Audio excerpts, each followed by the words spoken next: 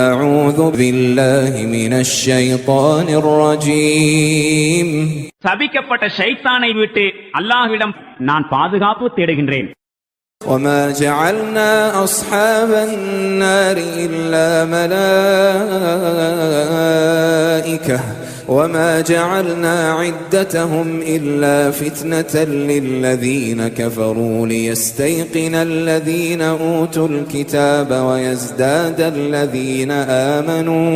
ويزداد الذين آمنوا إيمانا ولا يرتاب الذين أوتوا الكتاب والمؤمنون وليقول الذين في قلوبهم مرض والكافرون ماذا أراد الله بهذا مثلا كذلك يضل الله من يشاء ويهدي من يشاء وما يعلم جنود ربك إلا هو وما هي إلا ذكرى للبشر.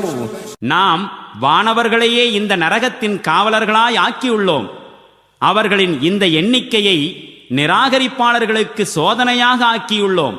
எதற்காகவெனில் வேதம் வழங்கப்பட்ட மக்களுக்கு உறுதி ஏற்படுவதற்காகவும் இறை நம்பிக்கையாளர்களுக்கு அவர்களின் நம்பிக்கை இன்னும் அதிகமாகுவதற்காகவும், மேலும் வேதம் வழங்கப்பட்டவர்களும் நம்பிக்கையாளர்களும் எவ்வித ஐயத்திற்கும் ஆளாக கூடாது என்பதற்காகவும், மேலும் நெஞ்சில் நோய் உள்ளவர்களும் நிராகரிப்பாளர்களும் அல்லாஹ் இந்த வினோதமான சொல்லால் என்ன நாடுகின்றான் என்று கேட்பதற்காகவும் தான்.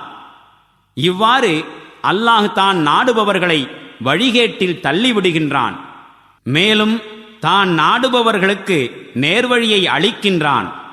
மேலும் இறைவனின் படைகளை அவனைத் தவிர வேறெவரும் அறிந்திட மாட்டார்.